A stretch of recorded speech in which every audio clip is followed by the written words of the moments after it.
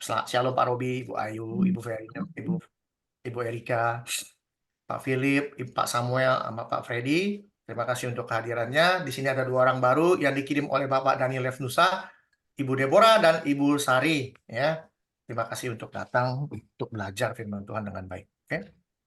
Jadi sebelumnya kita akan masuk dalam doa dulu. Bapa dalam surga, terima kasih atas pimpinan Tuhan dalam hidup kami selama ini. Tuhan memberikan kami sekali lagi nafas yang baru di pagi hari di Amerika ini maupun malam hari di Indonesia. Biarlah Tuhan, sebentar kami akan mendengar firman Tuhan, akan mendengar suara Tuhan, mendengar hati Tuhan. Biarlah Tuhan buka telinga kami reba-reba, supaya firman yang kami dengar itu boleh masuk dalam hati kami, menjadi standar hidup kami dalam melakukan segala sesuatu, sesuai dengan perintah dan kehendak Tuhan. Tuhan, hamba-Mu tidak tahu apa-apa. Tuhan, pakai hamba-Mu ini, kuduskan hamba-Mu supaya bisa berkata-kata sesuai dengan kehendak-Mu. Bukan opini hamba-Mu, bukan opini pribadi, tetapi Tuhanlah yang memakai hamba-Mu ini untuk bisa berkata-kata. Sesuai dengan Matius 10 dan 20. Bukan aku yang berkata-kata, tapi roh Bapa yang ada di dalam diriku ini yang akan berkata-kata. Hamba juga berdoa untuk teman-teman yang belum hadir. Sekali lagi Tuhan berkati mereka, Tuhan sempurnakan segala kebutuhan mereka. Terima kasih Bapak, kami siap mendengar suara-Mu. Di dalam nama Tuhan Yesus kami berdoa mengucap syukur. Amin. Oke, terima kasih atas waktunya. Saya juga nggak punya waktu banyak karena saya udah siap pakai baju kerja. Ya, buat ibu-ibu, ibu Deborah dan ibu Sari yang belum mengenal saya ini bisa mengajar seperti ini bukan maunya saya. Saya ada di Amerika, apa namanya? Saya nggak kepikiran mau bisa ngajar firman Tuhan, tapi Tuhan punya rencana yang lain. Tuhan panggil saya dalam hal ini, saya dicemplungin di sekolah Alkitab sampai nangis-nangis, nggak ngerti apa-apa sampai banyak mengertinya. Dan saya percaya Tuhan sedang membuka firman-Nya, sedang membuka kitabnya kepada kita semua, agar kita dulu yang mengerti firman Tuhan itu, saya sih sudah jadi Kristen udah lama sekali, bukan 20 tahun lagi, mungkin dari kecil ya. Umur saya 54 tahun ini, tapi saya baru tahu firman Tuhan 10 tahun belakangan ini, setelah saya lulus dari sekolah Alkitab. Ya, jadi saya sekolah, padahal sekolahnya sekolah asal-asalan. Tapi karena Tuhan taruh, saya jadi sekolah beneran. Dari sekolah asal-asalan, saya dipilih menjadi murid terbaik. Ya, kalau mau lihat nih, sombong dikit. Ya, tuh, ada 2. Itunya, title-nya ada 2. Nggak penting buat saya, title-nya nggak penting. Karena apa? Punya title seabrek-abrek, tapi kalau nggak ngerti firman Tuhan, percuma. Sekolah kitab setinggi-tinggi langit, kalau nggak ngerti firman-Nya, percuma. Saya katakan sekali lagi, punya title seabrek-abrek, nanti saya S3, tempel lagi satu lagi. Ntar S4, tempel lagi. Kok bisa ada 7 title-nya? Nggak penting. Kalau firman Tuhan bacanya asal-asalan. Dari mana kita tahu banyak orang Kristen bacanya asal-asalan? Firman Tuhan sudah ngasih tahu. Ya, nih, tadi saya katakan, dunia kekristenan sudah dikuasai oleh doktrin kekristenan, bukan firman Tuhan. Dari mana kita tahu? Firman Tuhan 2000 tahun yang lalu ngasih tahu. Nih, kasih lihat. Bangsa ini memuliakan aku dengan bibirnya, padahal hatinya jauh daripadaku, katanya. Percuma mereka beribadah kepadaku, percuma. Kita jadi orang Kristen dikatakan percuma. Percuma beribadah, kenapa? Ajaran yang mereka ajarkan adalah perintah manusia. Perintah manusia. Ini warning 2000 tahun yang lalu. Yang ngomong siapa? Yang ngomong Yesus sendiri. Jawabnya, Yesus Kristus. Yesus sudah kasih tahu 2000 tahun yang lalu bahwa percuma mereka beribadah kepadaku, sedangkan ajaran yang mereka ajarkan adalah perintah manusia. Dunia kekristenan sedang dikuasai oleh doktrin manusia. Perintah Allah, ya, perintah Allah kamu abaikan. Tuh, perintah Allah diabaikan, yang dijalani perintah manusia. Ya, untuk berpegang pada adat istiadat manusia. Segala macam pertanyaan model begini nih. Pak, ya ada Shalom Pak Anfal. Pak Anfal kalau saya nanya, Pak gimana Pak ya kalau orang yang sedang dipercik? Kalau nggak salah Pak Anfal pernah nanya begitu Pak ya? Iya, betul, Pak. Betul. Tentang percikan. Katanya gimana Pak? Eh, Orang kalau Enggak. dipercik baptisan itu dipercik atau diselem atau apa? Buat saya nggak penting. Yang penting setelah dibaptis mau dipercik ya, mau diselem. Tapi kalau mau benar-benar belajar tentang baptisan itu diselam. Bahasa Yunani adalah baptiso, ya, selam. Makanya di Alkitab itu semua ada apa-apa nyari kolam, nyari tempat yang banyak air, disebut yang banyak airnya, disebut banyak airnya. Mereka dibaptis selam. Bagaimana dengan orang sakit, Pak? Ya udah mau diapain? Ambil aja air. Sakit, bebas. Nggak mungkin orang sakit dibawa ke sungai kan? Nggak mungkin. Cuma masalahnya setelah dibaptis apa?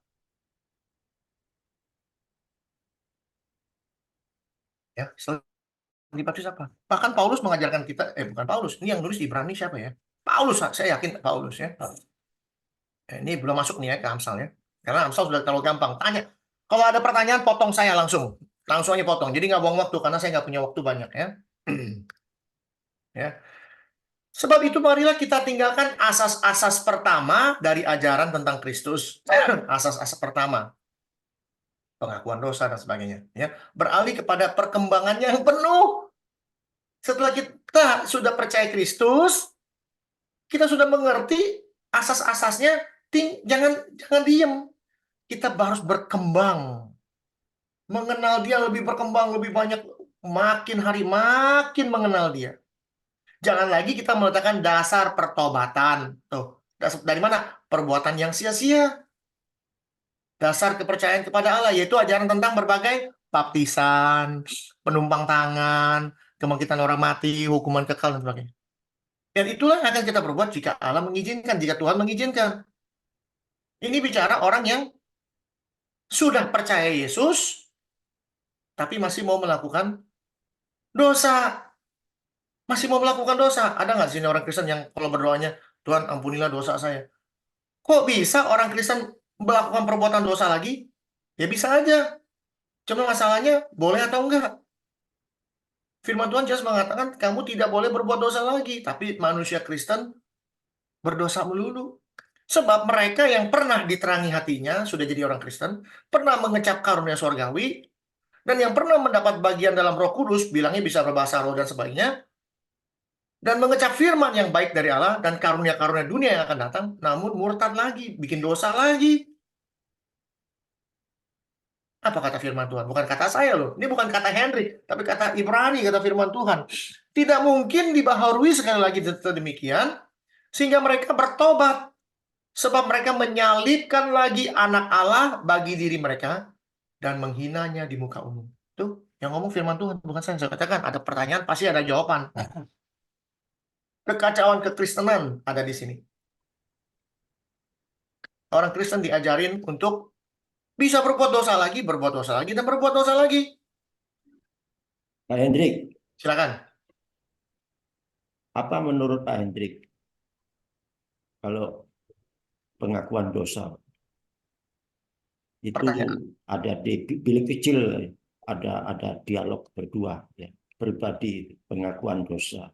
Hmm. Saya tidak menyebut gereja mana itu, tapi apa pendapat Pak? Kok masih ada pengakuan dosa begitu loh, Mas?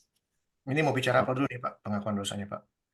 Nah, iya, kan tadi Pak bilang kalau sudah percaya Yesus ya sudah diampuni kan gitu Pak intinya ya.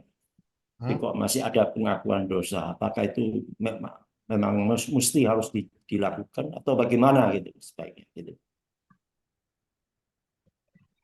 Maksudnya, boleh nggak kita mengampuni dosa orang gitu? Atau gimana? Kan ada ini Pak apa pengakuan dosa itu Ya, di pengakuan dosa, ya pertanyaan. Contoh, saya mengaku dosa kepada siapa?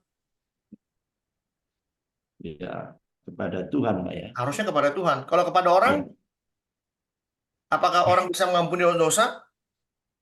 iya, iya. Oke, Apakah manusia Pak. bisa mengampuni dosa? Ya. Bisa.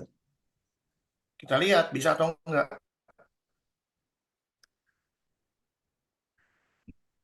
Nah, itu kan ada ayatnya, Nah, terus ini engkau berkata dosanya Matius 6. diampuni, maka dosa diampuni.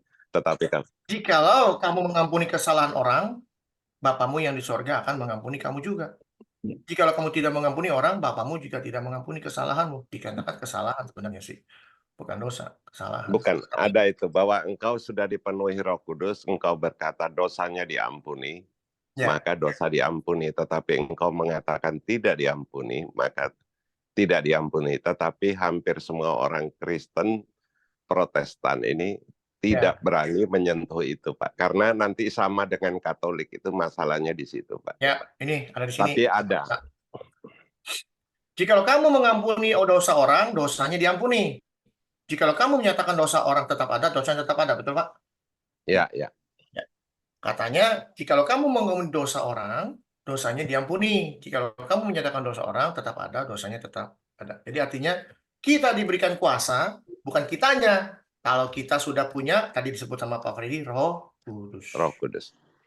Kalau kita nggak punya Roh Kudus, berani-berani yang mengampuni dosa, kita artinya sudah kurang ajar sama Tuhan. Kan itu maksudnya. Jadi Ya. sebenarnya bukan kita yang mengampuni, tapi Roh Kudus yang ada di dalam kita yang menyatakan orang ini sudah diampuni dosanya. Artinya apa? Kita mesti lihat siapa yang tulis? Yohanes. Ya, ini Yohanes yang tulis.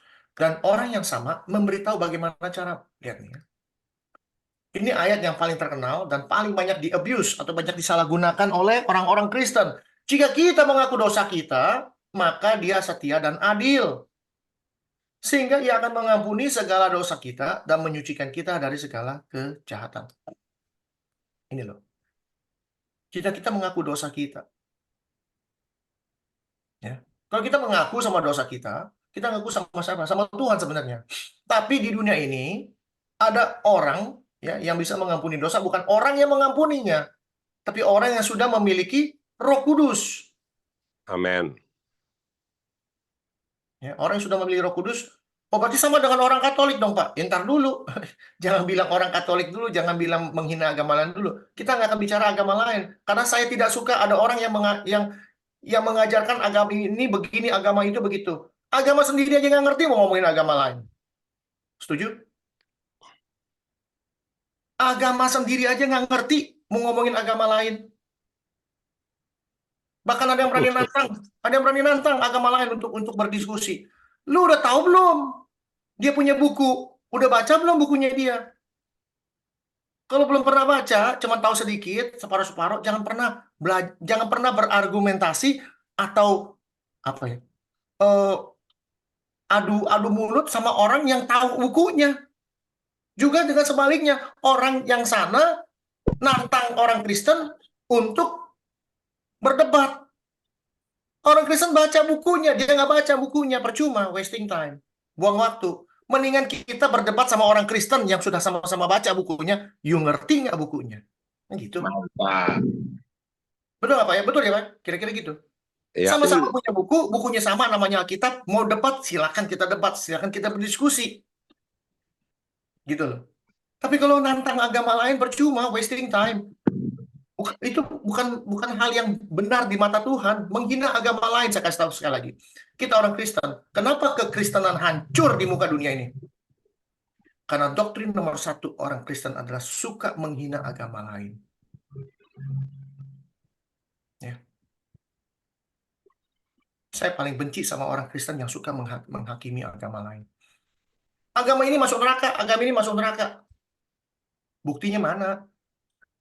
Baca firman Tuhan yang baik. Belum tentu masuk neraka, nanti dia yang masuk neraka, konyol. Gitu, ya. Jadi kita harus hati-hati ya dengan membaca firman Tuhan. Hati-hati. Dan itu sudah di warning sama Petrus 2000 tahun yang lalu juga. Bagaimana membaca firman Tuhan tuh yang benar tuh gimana sebenarnya gitu loh. Berapa? 3. Oh bukan, 2 Petrus berarti. Ya. Ya. Anggaplah sebagai kesabaran Tuhan kita memberi kesempatan bagimu untuk beroleh selamat. Seperti saudara kita Paulus katanya, saudara kita yang kekasih. Paulus telah menulis kepadamu menurut hikmat yang dikaruniakan kepadanya. Ini manusia jenius, manusia orang pintar ini. Ya, baca bukunya Paulus, hati-hati. Dia orang pintar. Kalau kita kurang pintar, mintalah hikmat sama Tuhan. Diajarin. Ibrani ngajarin kita supaya kita minta hikmat sama Tuhan. Yakobus atau Ibrani? Yakobus kalau nggak salah. Kita lihat Yakobus.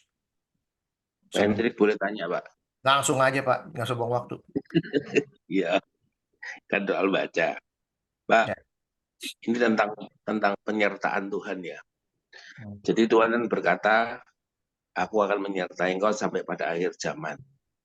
Terus ada, aku Allah Immanuel, artinya Allah bersatu dengan kita, bersama kita. Terus ada ayat-ayat yang lain, aku sekali-kali tidak akan pernah meninggalkan engkau. Nah, terus ayat itu berarti apa ya Pak? Maksudnya Tuhan bilang aku menyertai ya, berarti dia akan menyertai kita di dalam segala hal, dalam segala keadaan, dalam segala waktu, dalam segala apa saja. Apakah betul Pak Idris? Gimana? Apakah Tuhan Jadi, menyertai kita dalam segala hal, segala waktu dan sebagainya? Begitu? ya, Nah, pertanyaan. Sebelum saya jawab pertanyaan dulu nih.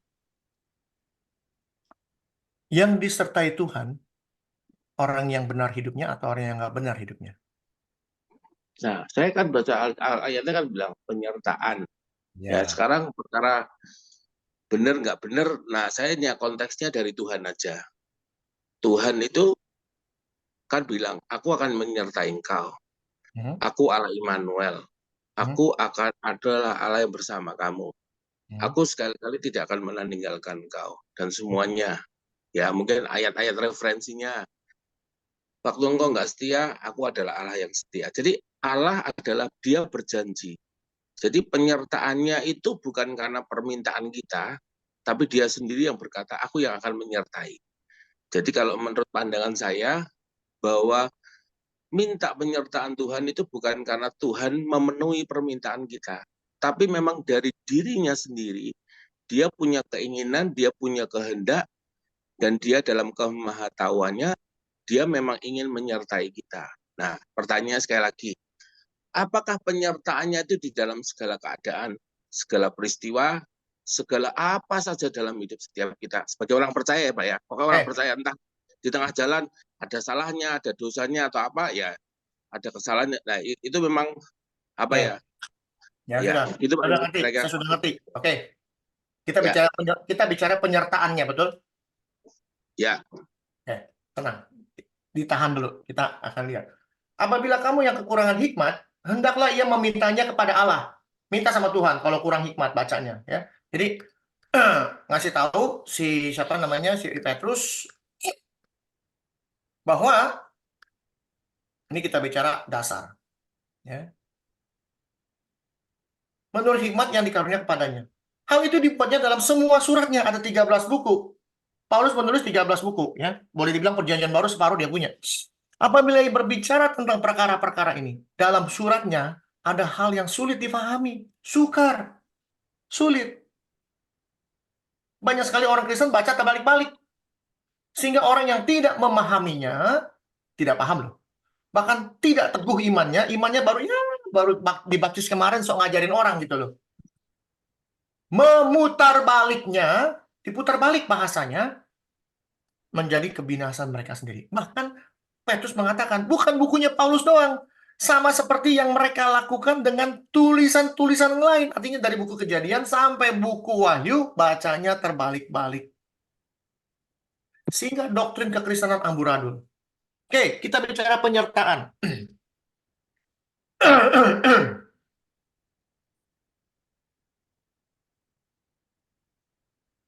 Ya. Jika kita setia, tidak setia, dia tetap setia. Begitu maksudnya, Pak ya? Ya, ayatnya gitu, Pak. Ya, karena dia tidak dapat menyangkal dirinya. Jika kita setia, dia tetap setia. Apakah begitu? Gimana, Pak? Gimana, Pak? Apakah artinya kalau kita setia, kita tidak setia, dia tetap setia? Menurut saya gitu, Pak. Ya, kita baca lagi yang benar. Jika Ya, kita gimana? menyangkal dia pun menyangkal kita. Oh, enggak. Yang maksudnya enggak mungkin kalau kata menyangkal berarti silakan murtad atau apa. Pertanyaan. Ya, pertanyaan. Ya sekarang Yang dimaksud pertanyaan, menyangkal itu tidak taat atau sudah nggak ya mengakui sekarang kan gini, gitu, Pak. saya tanya, kita orang Kristen, boleh nggak berbuat dosa lagi? Ya nggak boleh, Pak. Nggak boleh. Sekarang kalau kita melakukan dosa itu, kita bukankah menyangkal perkataan dia, menyangkal firman dia? Saya nggak suka dengan Nah, firman itu. oke. Kan kira-kira gitu. Nah, sekarang gini, Pak. Hah? Nah, tadi kan soal ini kan saya betul-betul tanya ini, Pak. Ya, Ya toh. betul. Sekarang misalnya contoh nih, ayat ini bukan mau ganti ayat atau apa enggak loh ya, Pak. Ini cuma perbandingan cara berpikir aja supaya kita Oh, ini nggak supaya masalah. kita Nggak langsung saya ini masalah. dapat pencerahan. Ya, nggak Saya masalah. sama misalnya contoh nih, Pak Hendrik berkata, Pak Hendrik aja ya, Pak Hendrik berkata sama anak-anaknya, logikanya gitu aja. Hmm. Aku akan menyertai kamu, ya toh, Hmm. menyertai kamu dan aku tidak pernah ninggalin kamu. Hmm. Nah, kalau tadi ada syarat-syarat tertentu, ada keadaan-keadaan tertentu yang membuat Pak Hendrik tidak menyertai, mungkin anaknya nggak nurut, mungkin anaknya begini dan semua, akhirnya Pak Hendrik tidak menyertai dikarenakan karena perbuatan anaknya. Jadi istilahnya yang membuat serta dan menyertai dan tidak menyertai bukan karena Pak Hendrik, tapi karena perbuatan anak-anak itu akhirnya bapaknya nggak mau menyertai. Nah, sama nggak dengan ayatnya, kok ayat? Sama nggak dengan perkataan Pak Hendrik bilang sama anaknya? Ya, kalau pertama Pak Hendrik bilang, aku menyertai kamu sampai kemanapun, pokoknya aku menyertai kamu. Sama nggak dengan perkataan, aku tidak selalu menyertai kamu loh. Sama nggak? Karena arti tidak selalu menyertai, kadang-kadang aku bisa menyertai, kadang-kadang aku enggak.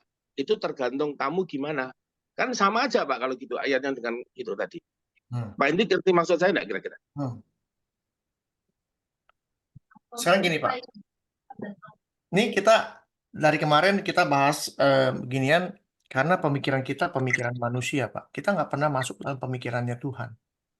Kita berpikir bahwa Tuhan itu adalah kasih, Tuhan kita itu ya panjang sabar dan sebagainya dan sebagainya. Tapi Maksud saya nggak gitu maksud loh, Pak. saya ini kita bahas pernyataan Tuhan aja. Ya, betul. Tapi tadi yang saya Betul. Pernyataan mengumpamakan Tuhan hanya itu selalu, pernyataan itu Tuhan itu selalu ada. Kalau nggak percaya kita ya, buktikan. Nggak, kita buktikan dulu sebelum nyambung ya Pak. ya. Ya. Ada nggak model orang-orang begini? Ada, jangan bilang nggak ada. Ada. Contohnya, lihat. Apakah ini bukan penyertaan Tuhan? Ya. Kata mereka, di mana janji tentang kedatangannya itu? Sebab sejak Bapa leluhur kita meninggal, segala sesuatu tetap seperti semula, seperti waktu diciptakan. Tuhan Yesus berkata, aku akan kembali untuk menjemput kamu semua, betul? Tuhan Ya. Yesus datang kedua kali menjemput kita semua, betul? Ya. Ya. Lalu ada orang-orang yang terutama yang harus kamu ketahui bahwa pada hari zaman akhir akan tampil pengejek-pengejek dengan ejek-ejekannya. Yaitu apa? Orang yang hidup menurut hawa nafsunya. Orang yang hidup menurut hawa nafsunya berkata, mana janjinya Yesus mau datang? Kok nggak datang-datang? Ini dari tahun 2000 tahun yang lalu ngomong ini. Sudah di warning sama Petrus. Mana? Ternyata zaman sekarang juga ada. Mana Yesus nggak datang-datang hari ini? Sama pertanyaannya. Di mana janji kedatangannya? Ya, Kenapa? jadi mungkin beda ya Pak. Yang tadi saya katakan pernyataan dalam kehidupan sehari-hari kita. Saya mau kasih tahu tentang pernyataan Tuhan. Lihat. Oh gitu. Oke, siap. Kita lihat. Maaf. Ya, kita lihat. Ya. Tetapi oleh mereka sengaja nggak mau tahu apa? Bahwa firman Allah telah ada sejak dahulu. Firman Allah sudah ada sejak dahulu. Tapi mereka masih mau melakukan hidup dengan hawa nafsunya. Tetapi oleh firman itu juga langit dan bumi yang sekarang terpelihara dari api disimpan untuk hari penghakiman dan kebinasan orang-orang fasik, orang-orang jahat. Ya. Pertanyaannya, kenapa Tuhan kok nggak datang-datang? Apa jawabannya? Jawabannya ada di sini. Anggaplah bukan kesetiaan Tuhan, tapi kesabaran Tuhan sebagai kesempatan bagimu untuk beroleh selamat. Ini loh. Tuhan menyertai kita, apapun kita lakukan, bukan hanya untuk orang Kristen. Untuk orang yang non-Kristen pun Tuhan sabar, dikasih kesempatan. Untuk apa? Untuk beroleh selamat, itu untuk bertobat. Ini harus tahu dulu, ini dasar. Dasar-dasar, dasar-dasar orang yang modal macam-macam, karena Tuhan mau semua orang selamat. Itu nomor satu yang kita ketahui. Semua orang loh, bukan setiap orang, semua orang. Tuhan mau setiap orang, semua orang selamat. Ini kita nggak masuk ke Amsal 17 nih, belum nih. Mungkin minggu depan, karena Tuhan tahu kali saya nggak siap 17. Ya. Ini kesempatan untuk beroleh selamat. Lalu, tadi saya tanya, boleh nggak kita orang Kristen berdosa lagi? Tidak boleh. Jawabannya benar. Dari mana kita tahu? Ini. Karena setiap orang yang tetap berada di dalam Dia, tetap berada di dalam Kristus hidupnya, tidak berbuat dosa lagi. Kalau kita masih mau ngaku ada Kristus dalam hidup kita tidak berbuat dosa lagi. Tapi setiap orang, dikatakan setiap loh, orang yang tetap berbuat dosa, tidak melihat bahkan tidak mengenal Dia. Tidak melihat bahkan tidak mengenal Dia. Jadi kalau kita bilang Tuhan menyertai kita, pertanyaannya Tuhan menyertai siapa dulu? Kan gitu. Penyertaan Tuhan untuk siapa? Untuk orang-orang yang dikasihinya, betul? Kalau orang yang nggak dikasihinya, contoh, misalnya, orang perampok, penjahat, penjahit, apakah Tuhan beserta dia? Kalau Tuhan beserta dia, Tuhan bukan beserta dia, Tuhan kasih dia kesempatan, sabar sama manusia yang model begini. Penyertaan Tuhan itu khusus untuk orang-orang yang setia kepada dia, melakukan seluruh kehendaknya dia. Maka aku akan menyertai dia sampai kesudahan zaman, setuju? Pak, dia menyertai setelah kita baik. Jadi orang baik, orang-orang itu disertai Tuhan, atau karena penyertaan Tuhan kita jadi baik, Pak. Gimana Pak? Jadi gini, jadi kalau misalnya ya contoh ya Pak, orang sudah baik, taat sudah pokoknya taat lah ya, tuh taat agamanya busuk lah apa biye gitu pakai bahasa apa ya. Ya terus baru Tuhan menyertai. Nah, saya mau tanya Pak, untuk apa disertai wong dia udah baik? Apakah bukan karena Tuhan menyertai kita supaya dia mengubah kita ini yang jahat, yang buruk bisa jadi baik dengan segala kesabarannya itu tadi? Pertanyaan yang paling mendasar adalah, jadi penyertaannya bukan karena contoh nih Pak. Misalnya contoh, kalau saya ke kanan, dia baru sertai. Begitu gua belok kiri, dia nggak sertai. Jadi penyertaan dia karena gua kanan atau kiri, gitu. begini loh Pak, saya mesti tahu dulu nih, Pak Robi ini pemikiran tentang penyertaan Tuhan itu apa kira-kira? Ya penyertaannya Tuhan menyertai, misalnya contoh nih Pak ya. Jadi akhirnya dengan sebuah kesadaran, misalnya contoh nih, saya anak Tuhan gitu. Oh, saya disertai Tuhan, saya baik. Terus tiba-tiba saya salah nih, jahat atau berbuat dosa. Terus Tuhan nggak menyertai. Gitu. Nah, padahal menurut saya karena kesabaran dan kesetiaan Tuhan, Tuhan selalu menyertai Tuhan pengen saya ini sadar gitu loh. Nah, kalau saya nggak disertai Tuhan, wah saya nggak sadar-sadar Pak. Jadi penyertaan Tuhan adalah begitu menurut saya loh Pak. Ini kalau salah nanti bisa dibetulin Pak. Ini saya betul-betul tanya Pak supaya saya kan ngomong ini kesempatan gini saya tanya apa ini saya kan berapa kali kalau saya tanya sorry ya Pak saya tak tanya ini pikiran saya rada nakal tapi coba dibetulin deh gitu. Ya sekarang mau dibetulin nggak? Ya mau dibetulin ya Pak. Justru Ya, saya tanya ini mau dibetulin. Gini loh Pak, ini saya lagi bingung nih. Pak Robi bilang penyertaan Tuhan yang membuat Pak Robi itu bisa sadar, betul? Iya. Pertanyaannya dulu sebelum mengenal Tuhan, Pak Robi bisa sadar nggak itu salah atau enggak?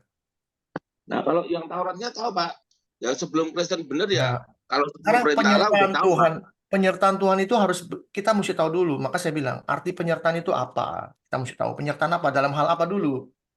Ya mungkin kalau makanya saya bilang, apakah penyertaan Tuhan hanya dalam hal-hal tertentu? Apakah bukan penyertaan hal dalam Ya sekarang saya tanya Pak Robi, apakah waktu kita sebagai orang Kristen merampok, apakah Tuhan menyertai kita dalam waktu merampok? Ya gini ya Pak ya, dia menyertai, dia cuma ngeliatin aja, berarti gue ini orang yang nggak bisa dikasih tahu kan gitu. Loh, itu kan sama bedanya dengan kesabaran Tuhan. Tuhan kasih kesabaran, kamu masih mau ngerampok, silakan ngerampok, kesabaran. Tapi kalau udah waktu, kan Jadi kan tadi kan, jadi penyertaan Tuhan bukan karena apa-apa, tapi betul-betul menyertai. Walaupun dia waktu dia Kan menyertai saya ini, maka dari dia itu mesti Pak, segala buat saya begini. sesuatu semua itu ada syarat Pak. Kalau kita Nah, mau disertai syarat. Tuhan, yang paling gampang hidup benar dulu. Bagaimana mungkin kalau kita hidup nggak benar Tuhan menyertai kita? Contoh yang paling gampang. Nah, kalau Mintalah, Pak sekarang saya tanya. Hendrik bilang, sorry ya Pak ini ngomongnya terus Nggak masalah Pak. Soalnya gini Pak, kalau saya pikir-pikir, jangan pernah memakai pikiran manusia. Sekali lagi, jangan pakai pikiran manusia Pak. Pakai pikiran Enggak, Tuhan. Pak. Saya nggak pakai pikiran manusia, tapi ini akal saya ini, makanya saya nggak tahu, saya Ya tanya betul. dalam Kan saya, pemikiran gini gimana, gitu loh. ya Nah, begini contoh loh Pak. nih, kalau Pak Hendrik bicara tentang apa tadi ya, lali malah.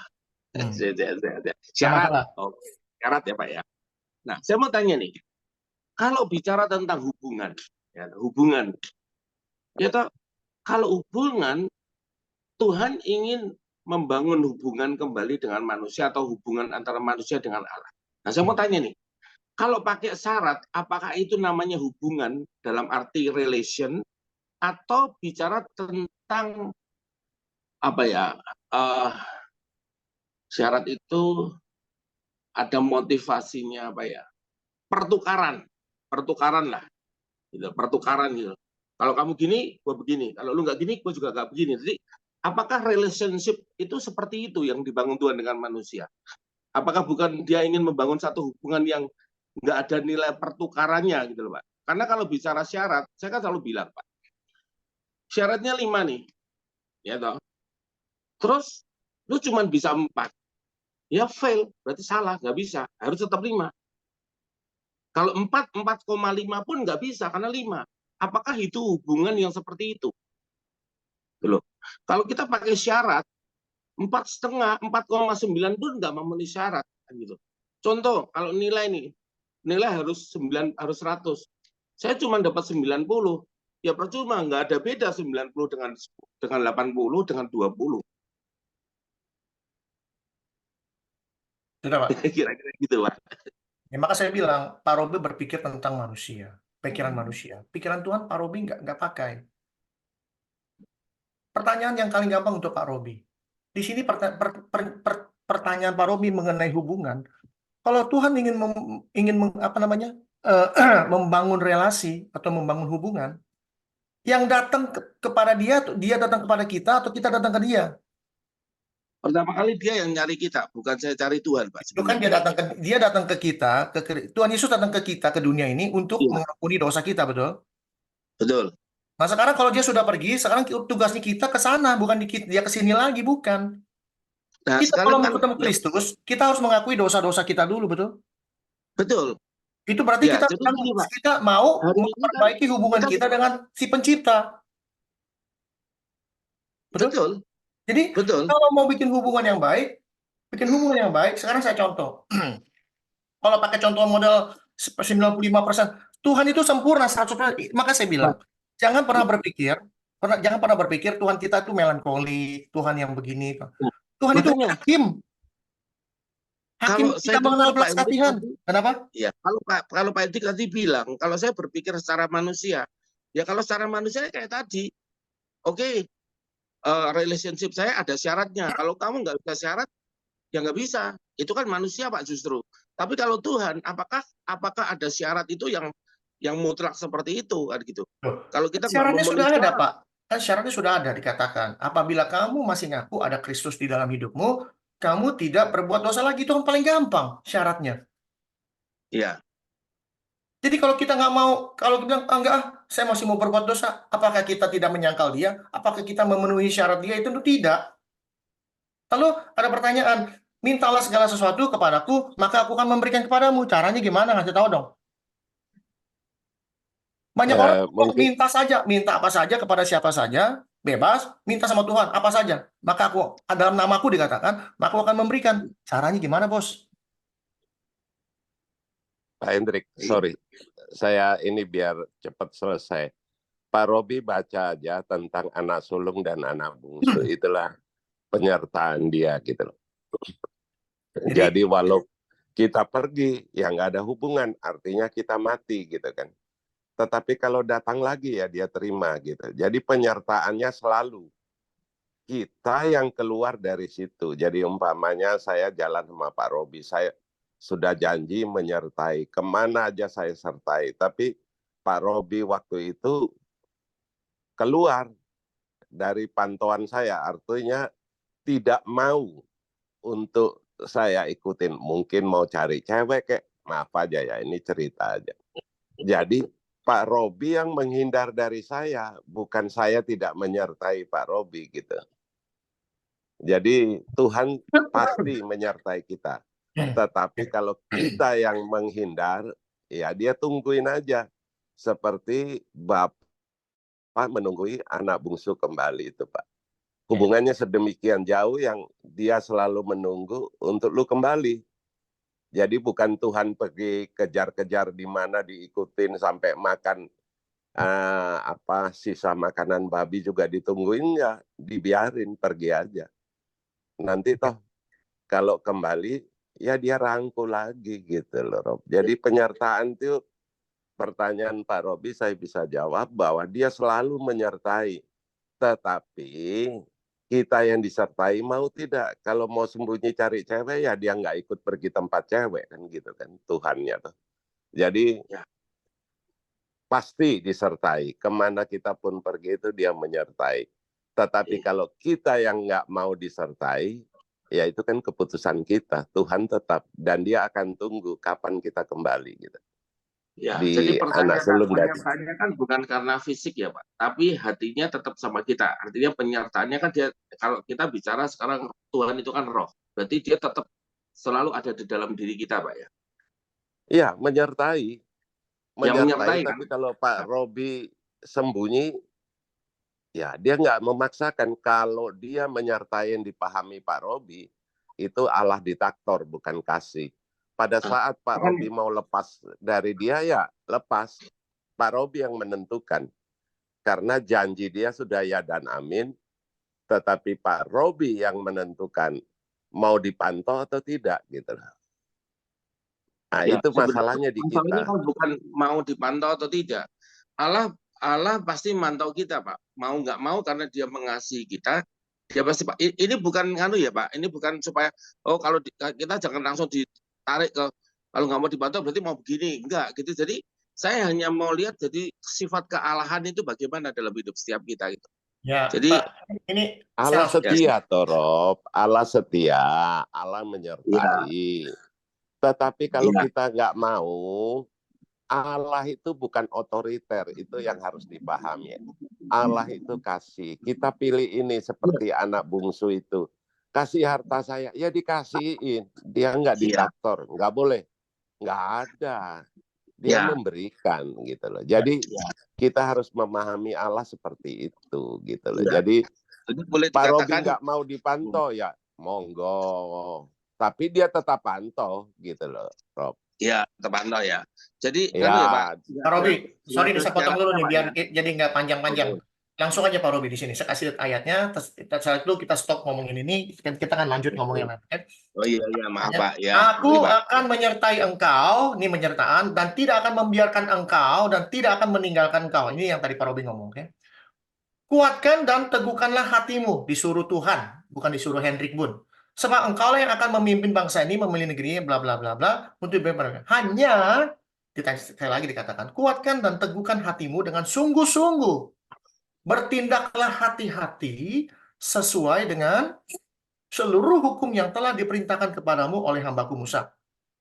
Jangan menyimpang ke kanan atau jangan menyimpang ke kiri, supaya kamu beruntung kemanapun engkau pergi. Ini namanya, kalau aku akan menyertai engkau, syaratnya ini. Jangan ke kanan, jangan ke kiri, berteguhkan hatimu, bertindak hati-hati sesuai dengan hukum yang Tuhan berikan. Jangan sampai engkau lupa memperkatakan kitab Taurat ini, tapi renungkanlah siang dan malam. Bagaimana caranya kita bisa melakukan hal-hal yang demikian? Dengan merenungkan firman Tuhan siang dan malam. Itu yang paling benar. Jadi, kalau kita masih mau melakukan hal-hal yang tidak baik, yang tidak sesuai dengan perintah Tuhan, resiko tanggung masing-masing kok. Gitu aja, ya. Resiko tanggung masing-masing. Jadi kita, kalau bilang, oh Tuhan begini, sekali lagi katakan, Tuhan kita itu hakim. Ingat, Dia Allah yang cemburu. Dia Allah yang penuh dengan murka bagi orang-orang yang jahat. Salah satu contoh yang dimusnahkan itu Sodom dan Gomora dihancurin sama dia. Kenapa? Manusianya jahat semua, gitu loh. Jadi jangan pernah berpikir, oh Tuhan tuh gini. Jangan. Kita harus tahu Tuhan kita itu Tuhan yang dahsyat. Halo Pak Hendrik. Ya silakan Ibu Mika. Contoh yang baik juga itu pada Raja Saul ya. Ditinggalkan Tuhan. Ya. Lalu kemudian juga Simpson. Iya kan?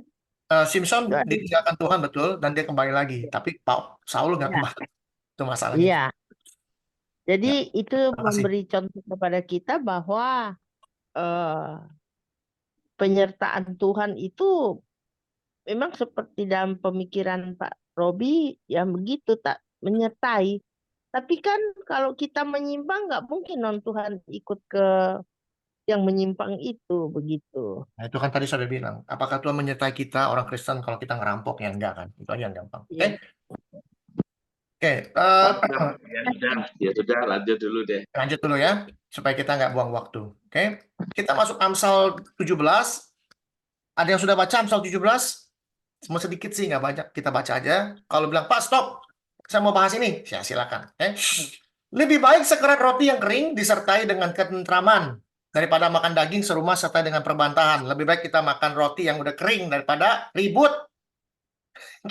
Ribut. Mendingan kita makan roti yang kering tapi tentram, aman ya. Daripada makan daging tapi ribut mulu kerjanya.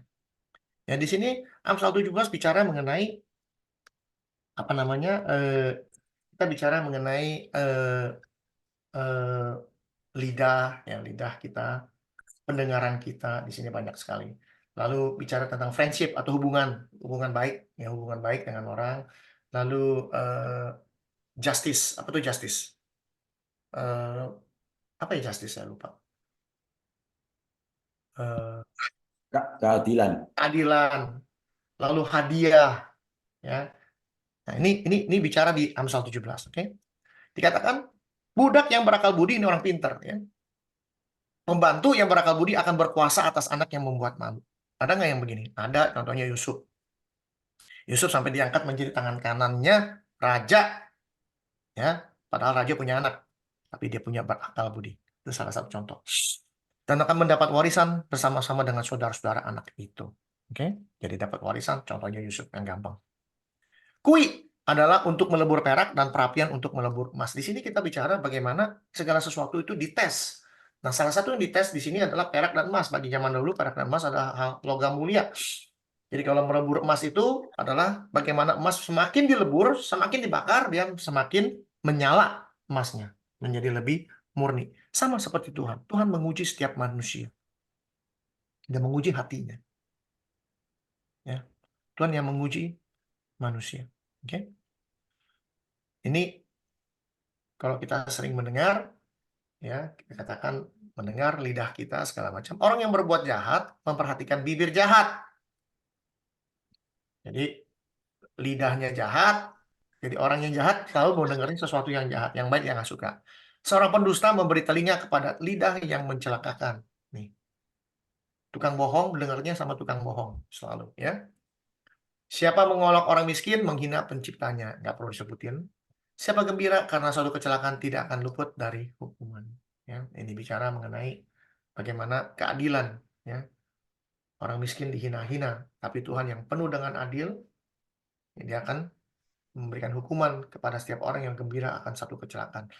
Banyak yang begini, banyak. Contohnya waktu 911 ya di Amerika, banyak orang mati, gunung runtuh, di bagian belahan dunia yang lain ada yang bergembira. Mahkota orang tua adalah anak cucu dan kehormatan anak-anak ialah nenek moyang. Jelas ya, nggak perlu sebut. Jadi kalau orang tua punya anak sampai cucu, berarti apa? Dia memiliki hidup yang panjang sampai bisa melihat cucunya. Dan itulah mahkotanya orang-orang yang benar di hadapan Tuhan. Oke? Orang bebal tidak layak mengucapkan kata-kata yang bagus. Apalagi orang mulia mengucapkan kata-kata dusta. Ini bicara mengenai bagaimana orang yang bebal sama orang yang bijaksana. Orang yang tidak bijaksana atau orang bebal itu dia mau berkata-kata bagus juga percuma. Kenapa? Kita tahu kata-katanya tidak punya arti. Juga orang yang mulia, orang yang benar hidupnya, Dia nggak bisa berbohong. Dia berbohong pun ketahuan gitu loh. Ya, ini gampang sekali, nggak perlu diartiin. Nah ini, hadiah suapan adalah seperti mustika di mata yang memberinya. Kemanapun juga ia memalingkan muka, ia beruntung. Artinya tahu nggak apa? Ada yang bilang, oh kalau gitu kita diajarin nih untuk bribing. Apa bribingnya? Nyogok, memberi hadiah suapan, nyogok, bribing. Seperti mustika di mata yang memberinya. Jadi kalau orang yang menyogok, itu seperti mustika. Kenapa? Setiap kali dia kemanapun, kalau orang disogok, dia jadi beruntung. Dagang, nyogok ya kepada orang-orang atasan segala macam. Nah ini beruntung. Tapi apakah diperbolehkan? Banyak yang bilang, jadi boleh dong. Jadi ada kadang-kadang menyogok itu ada benernya. Ternyata enggak. Ya di sini ada kalimat dikatakan gini. Membenarkan orang fasik dan mempersalahkan orang benar, kedua-duanya adalah kekejian bagi Tuhan. Artinya apa? Orang fasik itu orang yang jahat sekali. Jadi orang hakim disogok, orang benar jadi salah, orang salah jadi benar. Bagi Tuhan, ini adalah kekejian. Jadi apakah boleh menyogok? Ya nggak boleh jawabannya. Bukan berarti boleh ini. Ya, nyogok, menyogok hakim segala macam. Lagi pula di sini juga ada, karena sudah baca. Orang fasik menerima hadiah suapan untuk membelokkan jalan hukum. Tapi bagi si pemberi, dia jadi beruntung. Karena apa? Tadinya salah jadi benar. Ya. Ini jahat di mata Tuhan dikatakan. Ya, kekejian bagi Tuhan. Jadi jangan sampai baca ini, oh boleh nyogok. Nggak boleh. Ayat yang sama, perikop yang sama, ngajarin nggak boleh. Okay? Siapa menutup pelanggaran, mengejar kasih. Tapi siapa membangkit-bangkitkan perkara, ia menceraikan sahabat yang karib. Okay? Ini jelas, nggak perlu kalau mau dipertanyakan, langsung potong, Pak, saya bertanya ayat ini. Okay? Satu hardikan lebih masuk daripada orang berpengertian. Jadi orang yang ngerti, satu kali dikasih tahu, dia tahu, oh ternyata ini salah. Tapi pada orang bebal, 100 pukulan pun nggak ada artinya. Kenapa dia bebal? Ya. Ini gampang sekali, nggak perlu diperbaiki, nggak perlu dijelaskan banyak-banyak. Orang durhaka hanya mencari kejahatan. Jadi kalau orang-orang yang mencari-cari kejahatan, walaupun sedikit, itu disebut orang durhaka. Bahkan buku Titus mengatakan mereka adalah orang najis. Ya. Tetapi terhadap dia akan disuruh atas utusan yang kejam. Ini orang-orang durhaka ya. Ini gampang sekali. Lebih baik berjumpa dengan beruang betina yang kehilangan anak daripada orang bebal dengan kebodohannya. Pak Freddy udah ngomong ratusan kali tentang beruang betina. Beruang betina yang kehilangan anak itu ganasnya 100 kali lipat. Ganas. Ganas sekali. Katanya lebih baik berjumpa dengan beruang betina yang kehilangan anak daripada bicara atau berjumpa dengan orang bebal dengan kebodohannya. Nah, ini ampun ini. Orang bebal dengan kebodohan. Banyak nggak? Banyak. Saya sudah sering ngobrol sama orang yang bebal. Yang nggak tahu apa-apa. Tapi masih apa gimana gitu. Ini nggak perlu dijelaskan panjang-panjang. Siapa membalas kebaikan dengan kejahatan, kejahatan tidak akan menghindar dari rumahnya. Ya. Siapa membalas kebaikan dengan kejahatan, kejahatan tidak akan menghindar dari rumahnya. Ada orang berbuat baik tapi kita balas dengan kejahatan. Apa kejahatan tidak akan menghindar dari rumahnya? Kejahatan akan datang kepada dia. Pasti. Memulai pertengkaran adalah seperti membuka jalan air. Artinya apa? Air nih, bendungan dibuka. Kerannya, waduh, nggak berhenti airnya. Terus. Maksudnya itu. Jadi kalau kita memulai pertengkaran, ini tidak akan pernah berhenti. Terus-menerus, seperti air. Air yang kucuran. Itu maksudnya, ini mundurlah sebelum pembantahan dimulai. Jadi sebelum ada saling bantah-bantahan, berantem, stop. Ya, stop. Membenarkan orang fasik, udah saya kasih tahu tadi. Apa gunanya uang di tangan orang bebal untuk memberi hikmat? Sedangkan ia tidak berakal budi. Ada orang mau beli hikmat, tapi di sini nggak punya akal budi. Cuma nggak punya pengetahuan maksudnya. Dia punya duit, mau beli hikmat, tapi dia nggak punya pengetahuan. Percuma, bebal. Nggak bisa percuma nih. Ya. Ini friendship. Seorang sahabat menaruh kasih setiap waktu dan menjadi seorang saudara dalam kesukaran. Ya. Nih. Menaruh kasih setiap waktu, menjadi seorang saudara dalam kesukaran. Dalam kesukaran ada orang membantu kita, itulah saudara kita. Yang ngomong siapa? Amsal. Orang yang tidak berakal budi dialah orang yang membuat persetujuan yang menjadi penanggung bagi sesamanya. Orang yang tidak berakal budi dialah yang membuat persetujuan yang menjadi penanggung bagi sesamanya. Ini dibilang orang yang punya akal budi. Bikin persetujuan asal-asalan. Terus tanggung jawab dia sendiri. Bodohnya minta ampun. Ya. Siapa suka bertengkar, suka juga kepada pelanggaran. Siapa ini. Siapa suka bertengkar, suka juga pada pelanggaran. Siapa memewahkan pintunya, mencari kehancuran. Ya. Siapa memewahkan pintunya, mencari kehancuran. Ternyata sampai pintu-pintu pun diurusin. Artinya apa? Kalau pintunya mewah, luar biasa, orang pajak lewat. Wah, ini rumah pintunya mewah, datang. Cari penyakit nih namanya. Maling juga lihat, ini pintu mahal ini, terbuat dari emas. Cari penyakit katanya. Orang yang serong hatinya tidak akan mendapat bahagia. Orang yang memutar-mutar lidahnya akan jatuh ke dalam celaka. Ya, ini nggak perlu dibahas. Bahasanya terlalu gamblang. Wah Pak, ini artinya apa? Nggak perlu dibahas. Mau arti apa? Udah jelas sekali kok. Ya. Siapa yang mendapat anak yang bebal, mendapat duka. Dan ayah orang bodoh tidak akan bersuka cita. Punya bapak, anaknya bodohnya minta ampun, bebalnya minta ampun. Bapaknya seneng, anak saya tuh dodolnya luar biasa. Nggak ada ya begitu. Bapaknya malu, ngaku anak juga kadang-kadang, aduh, bukan dodol bener nih. Nah, tidak bersuka cita. Sama seperti Bapak di sorga. Ya. Kalau anak Tuhannya dibawa bebal semua, dia juga nggak bersuka cita, bukannya seneng dia. Ya.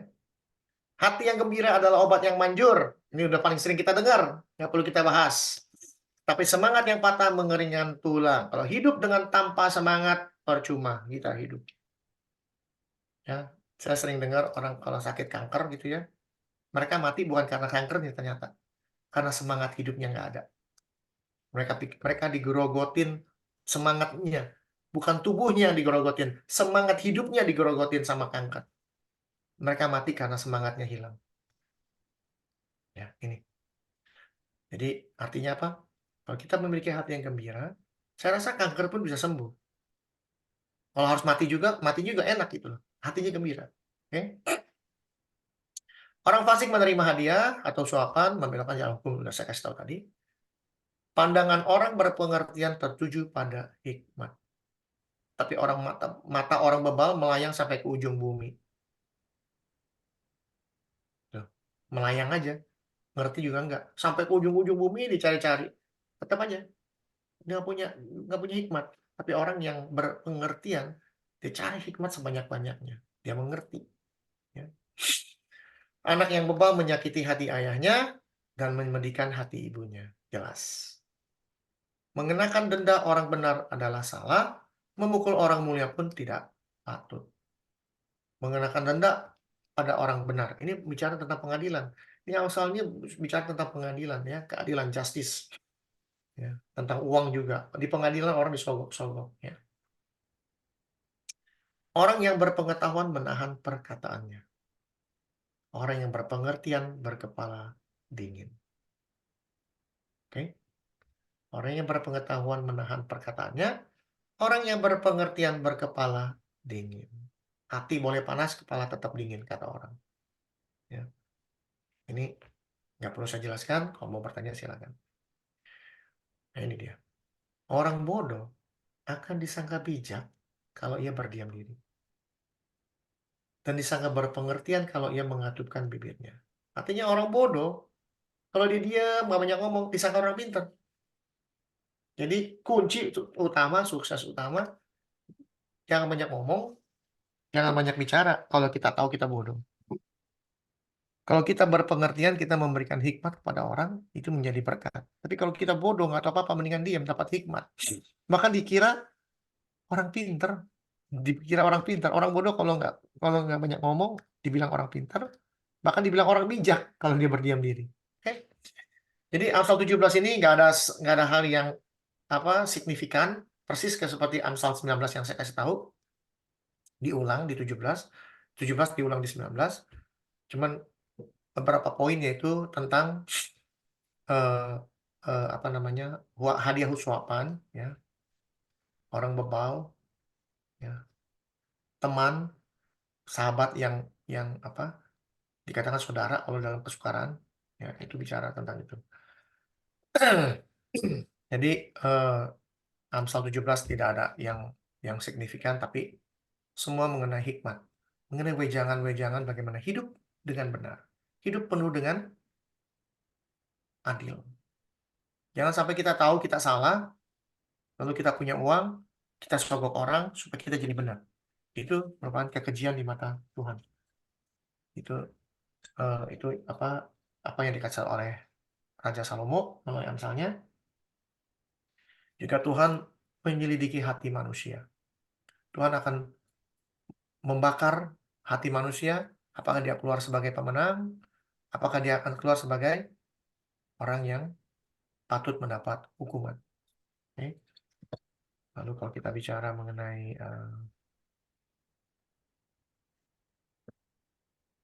Ibrani.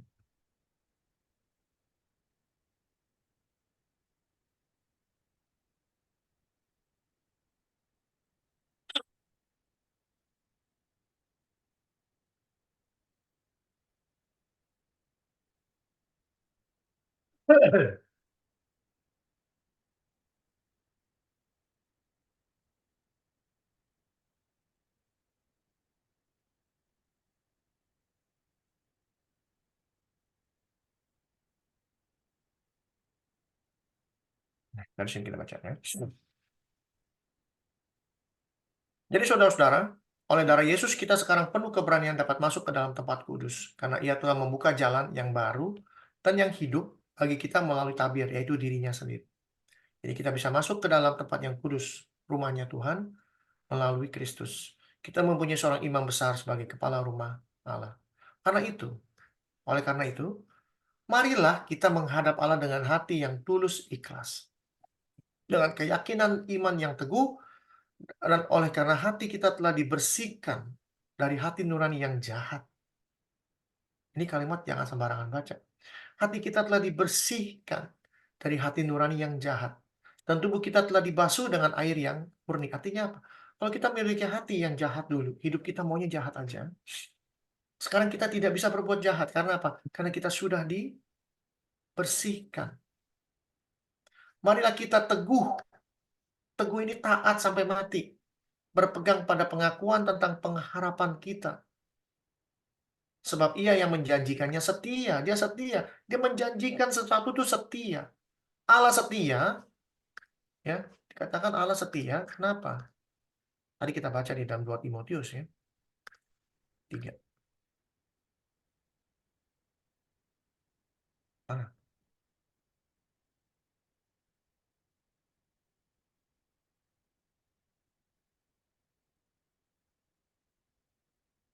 Satu Timotius atau 2 Timotius?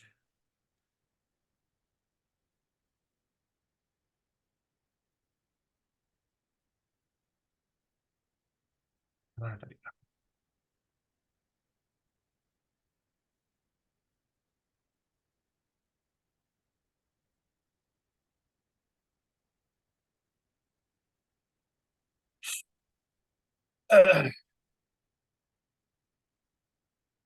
Jika kita tidak setia, dia tetap setia. Setia dalam hal apa? Dalam janjinya. Karena dia tidak dapat menyangkal dirinya. Kita, kalau menyangkal dia akan menyangkal kita. Dia tidak dapat menyangkal dirinya. Dia menyangkal kita bisa, tapi dia tidak bisa menyangkalnya diri dia. Kenapa? Karena dia setia. Kita masih bisa tidak setia karena kita menyangkal diri kita sendiri. Gitu loh. Kita menyangkal dia. Dia tidak dapat menyangkal dirinya. Menyangkal artinya apa? Kesetiaannya. Yang dia janjikan, pengharapan yang dia janjikan setia. Marilah kita saling memperhatikan supaya kita saling mendorong dan dalam kasih dan dalam pekerjaan baik. Janganlah kita menjauhkan diri dari pertemuan-pertemuan ibadah kita seperti dibiasakan oleh beberapa orang, tapi marilah kita saling menasehati dan semakin giat melakukannya menjelang hari Tuhan yang mendekat. Tuhan sudah semakin dekat, kita semakin sering setiap hari. Di sini nih tempatnya, setiap hari kita belajar firman Tuhan. Bayangin, bagi ibu-ibu yang baru hadir ya, Ibu Sari sama Ibu Deborah, setiap hari ini Bu di sini. Kenapa? Karena kedatangan Tuhan tuh semakin dekat. Kita semakin hari dikuatkan. Semakin hari kita diperkenalkan. kita semakin mengenal Dia. Sebab jika kita sengaja berbuat dosa, sengaja, dikatakan sengaja, sesudah memperoleh pengetahuan tentang kebenaran, sebab jika kita sengaja berbuat dosa, sesudah kita memperoleh pengetahuan tentang kebenaran, artinya kita sudah mengenal Kristus, masih sengaja berbuat dosa, maka tidak ada lagi korban untuk menghapus dosa itu. Yang ada apa? Tetapi yang ada adalah kematian yang mengerikan, akan penghakiman dan api yang dahsyat yang akan menghanguskan semua orang durhaka.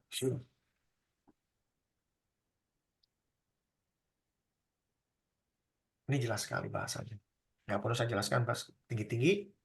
Kalau kita sudah memperoleh pengetahuan tentang kebenaran, dan kita sengaja berbuat dosa, maka tidak ada lagi korban penghapusan itu. Yang ada adalah kematian yang mengerikan. Dan ini sesuai dengan apa yang dikatakan Yohanes. Ya. Maka saya tanya, boleh nggak kita berbuat dosa? Tidak boleh lagi. Setiap orang yang lahir dari Allah tidak berbuat dosa lagi. Kenapa? Karena benih Allah tetap ada di dalam dia. Dan ia tidak dapat berbuat dosa lagi. Karena ia lahir dari Allah. Itulah tandanya anak-anak Allah. Apa tandanya anak Allah? Bahwa dia tidak berbuat dosa lagi. Pertanyaannya, emang ada manusia yang tidak berbuat dosa lagi? Apa manusia bisa kudus hidupnya? Mana ada yang kayak begitu? Ada, banyak. Banyak, kan saya sudah sering kasih tahu. Banyak. Ya. Nih. Contoh aja yang gampang. Sebab demikianlah caranya perempuan-perempuan kudus.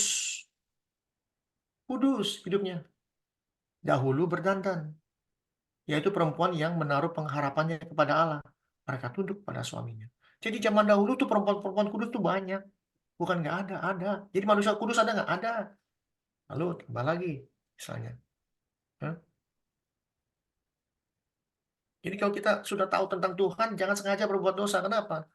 Nggak ada yang kudus. Nggak ada, mana ada manusia yang bisa kudus? Ada, banyak. Bagi orang suci, semuanya suci.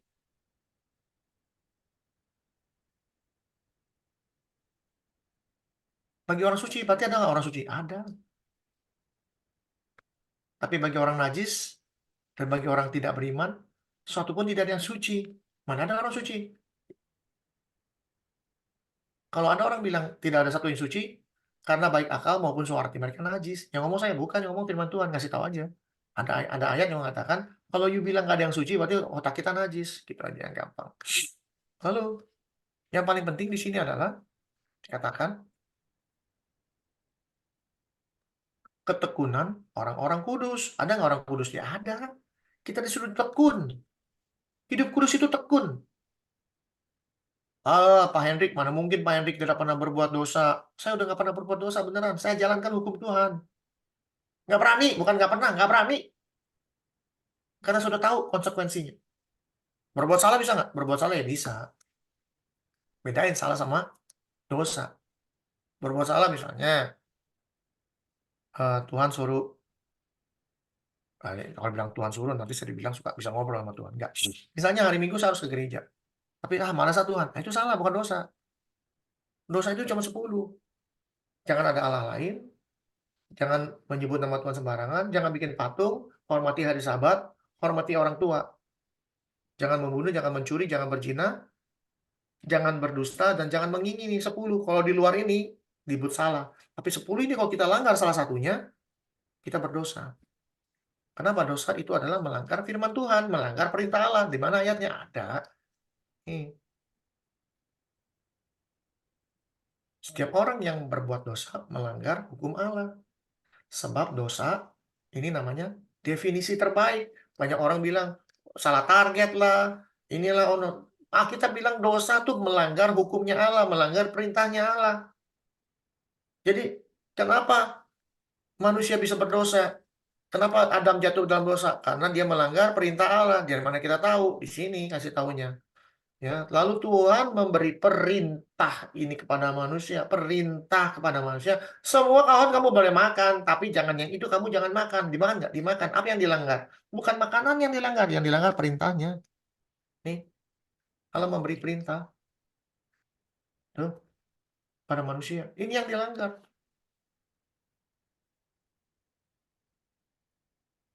Jadi kalau kita sudah tahu dosa itu melanggar perintahnya Tuhan, maka dari itu kita nggak bisa main-main gitu loh. Pak Hendrik, Ya, menghormati hari Sabat itu bisa lebih sedikit penjelasannya. sebenarnya Sabat itu adalah hari perhentiannya Tuhan. Oke? Hari Tuhan bukan berhenti kerja. Ingat, Tuhan tidak pernah berhenti kerja. Ya, ada di sini. Baca baik-baik. Mana itu? Coba baca nih, Pak. Jika Allah pada hari ketujuh telah menyelesaikan pekerjaan yang dibuatnya itu, berhentilah ia Hmm. pada hari ketujuh dari segala pekerjaan yang telah dibuatnya itu. Berhentilah dia, bukan berarti dia stop bekerja. Dan dia akan stop bekerja di hari keberapa?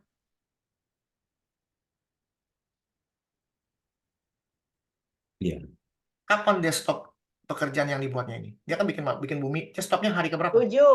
Hari ketujuh dia stop, dikasih tahu. Hari ketujuh dia stop. Selesai istilahnya. Apakah dia berhenti bekerja? Dia enggak.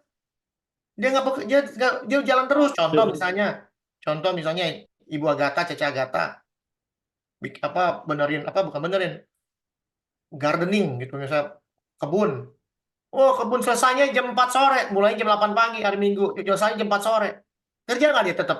Kerja, cuman kebunnya aja selesai. Sisanya masak, nyuci, segala macam. Kira-kira gitu kan? Sama, Tuhan juga begitu. Dari mana kita tahu kalau Tuhan kita masih terus bekerja? Dikasih tahu. Yang kasih tahu siapa? Yesus sendiri yang kasih tahu. Kalau nggak percaya, ya silakan yang ngomong Alkitab, ya dikatakan. Tetapi ia berkata kepada mereka, Bapakku bekerja sampai sekarang. Ini loh. Maka aku pun bekerja juga. Bisa bayangin kalau Tuhan stop, kata Tuhan istirahat. Bayangin Tuhan istirahat hari Minggu misalnya, di mana kita lagi perlu bantuan dia. Tuhan, bentar saya lagi istirahat. Aduh, kacau dunia. Kita berdoa, Tuhan bilang, entar dulu gue lagi istirahat. Kacau beneran, dunia jadi kacau. Setuju ya? Tuhan tidak pernah istirahat. Ya. tapi di sana ada kata berhentilah. Apa Pak itu Pak maknanya? Berhenti, artinya berhenti membuat bumi. Berhenti membuat bumi, Pak. Iya. Ini. Ya, dari segala pekerjaan yang telah dibuatnya. Bumi dan langit dia bikin. Pekerjaan yang lainnya banyak. Dia mau tahu pekerjaan apa yang paling dia sering lakukan? Ini. Pada hari ketujuh dia stop bikin bumi sama langit selesai. Lalu kerja lagi. Apa kerjanya? Lalu Allah memberkati. Artinya apa? Kerja. Iya. Dia berkati, dia kuduskan. Itu kerja. Jadi hari Sabat itu ya adalah hari kita tahu Tuhan bekerja terus. Kita harus hormati. Tuhan bekerja terus, bukan Tuhan tidur. Wah, Tuhan lagi tidur nih, loophole. Kita boleh berbuat dosa. Enggak bisa. Hari Sabat itu kita Ya. bukannya kita berhenti diam-diam duduk-duduk tidur, bukan. Kita berhenti dari pekerjaan kita sehari-hari, jadi tukang ojek, tukang masak, komputer science, segala macam. Stop. Hari itu kita kerjanya ngapain? Ngobrol. Baca firman Tuhan. Jadi Emang ada relasi dengan Ibrani 10 ayat 25 Pak ya. langsung. Betul itu.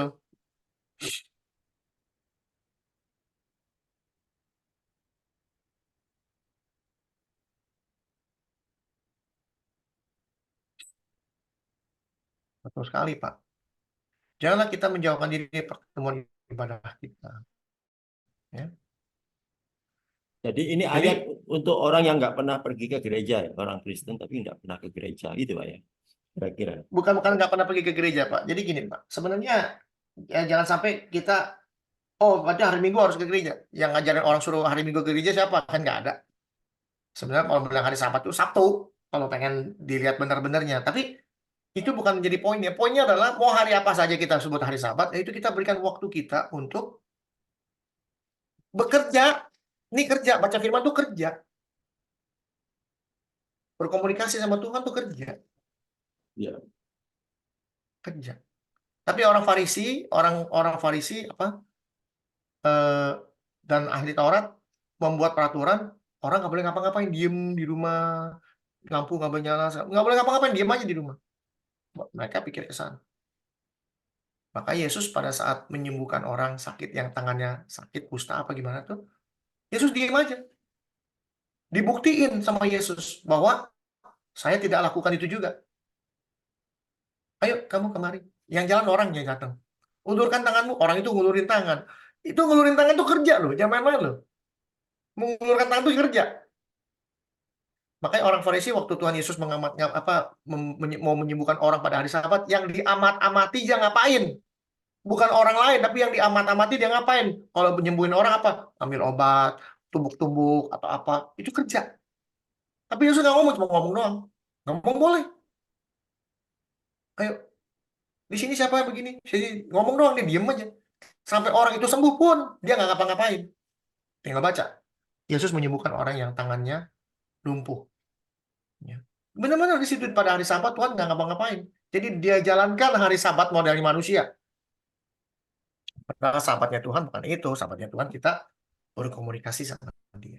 Ada hari kita menenangkan diri. Stop dari pekerjaan kita hari-hari, tapi kita bekerja lagi, yaitu menguduskan harinya. Belajar mengenal dia lebih baik. Maka dikatakan Tuhan Yesus pada saat dia datang, apakah aku tidak mengenal kamu? Bukannya Tuhan nggak mau mengenal kita, kitanya yang nggak mau mengenal dia. Beneran. Nih, dikatakan kalau setiap orang yang tetap berada dalam dia tidak berbuat dosa lagi. Tapi kalau orang yang sudah mengenal Kristus masih tetap berbuat dosa, dikatakan tidak melihat, bahkan tidak mengenal dia. Bukan Tuhan Yesus yang tidak mau mengenal kita, kitanya yang nggak mau mengenal dia. Kenapa? Karena kita tidak mau melakukan apa yang disuruh dia. Kan gitu. Oke, sudah jam berapa? Udah 10:30. Oke, sampai di sini. Nanti kita tanya jawab ya sambil saya pindah ke mobil. Jalan terus. Di sini juga ada pakar-pakar yang bisa menjawab, bukan hanya saya saja. Jadi saya memberitahu bahwa apa yang menjadi pertanyaan kita mengenai firman Tuhan, biarlah firman Tuhan yang menjawab. Kalau kita sudah menjawab dengan opini kita, kita memakai pemikiran manusia. Kita harus memakai pemikiran Tuhan. Kalau Tuhan bilang dia akan tinggalkan kita, dia tinggalkan. Semua ada syaratnya, ya. Bagi mereka yang mengasihi dia, bagi mereka yang menjalankan perintahnya, bagi dia yang taat. Yesus berkata,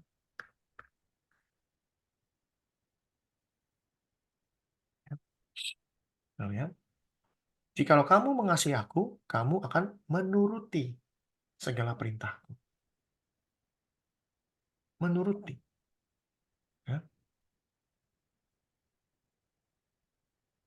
Kalau kamu menuruti perintahku, maka kamu minta sesuatu kepadaku dalam namaku, aku akan melakukannya.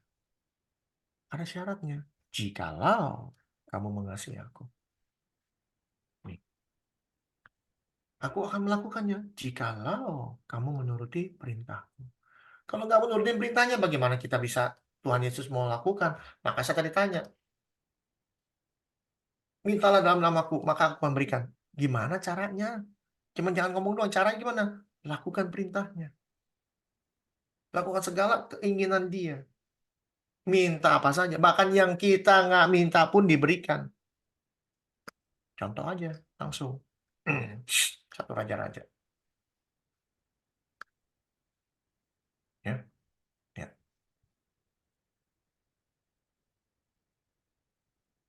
Waktu Salomo minta hikmat. Maka berikanlah kepada hambamu ini hati yang paham menimbang perkara umatmu dengan membedakan antara baik yang jahat. Sebab siapa yang sanggup menghakimi umatmu yang besar? Lalu adalah baik di mata Tuhan. Bahwa Salomo meminta hal demikian. Salomo nggak minta yang macam-macam. Dia cuma minta hikmatnya Tuhan untuk bisa menghakimi umatnya yang besar ini. Lalu firman Allah kepadanya, oleh karena engkau meminta hal yang demikian, tidak meminta umur panjang, kaya, atau nyawa musuhmu, melainkan pengertian untuk memutuskan hukum, maka sesungguhnya aku melakukan sesuai dengan permintaanmu itu. Sesungguhnya aku memberikan kepadamu hati yang penuh hikmat dan pengertian, sehingga sebelum engkau tidak ada seorang pun yang seperti engkau, dan sesudah engkau tidak akan bangkit lagi orang yang pintar seperti kamu. Dan juga apa yang tidak kau minta, aku berikan. Apa? Baik kekayaan, kemuliaan, sehingga sepanjang umurmu tak ada seorang pun yang seperti engkau di antara raja-raja. Tidak diminta pun dikasih. Syaratnya ada nggak? Ada syaratnya. Jika engkau hidup menurut jalan yang kutunjukkan. Itu syarat. Tapi tetap mengikuti segala ketetapan dan perintahku. Sama seperti bapakmu Daud, maka aku akan memperpanjang umurmu. Ditambah lagi umur panjang. Kalau engkau menurut jalan yang kutunjukkan, tetap mengikuti segala ketetapan dan perintahku, maka aku akan memperpanjang umurmu. Syaratnya ada? Ada. Semua ada syarat. Apabila kamu makan, kamu akan mati. Syarat. Jadi kita mesti tahu juga, Tuhan itu adalah kasih, Tuhan menyertai kita selalu. Dalam hal ini, bagaimana Tuhan bisa menyertai kita kalau kita tidak pernah mau mengikuti apa yang Dia katakan. Tidak pernah mau menguruskan Dia. Ya, kita bahkan menyangkal Dia dikatakan. Ya, lihat.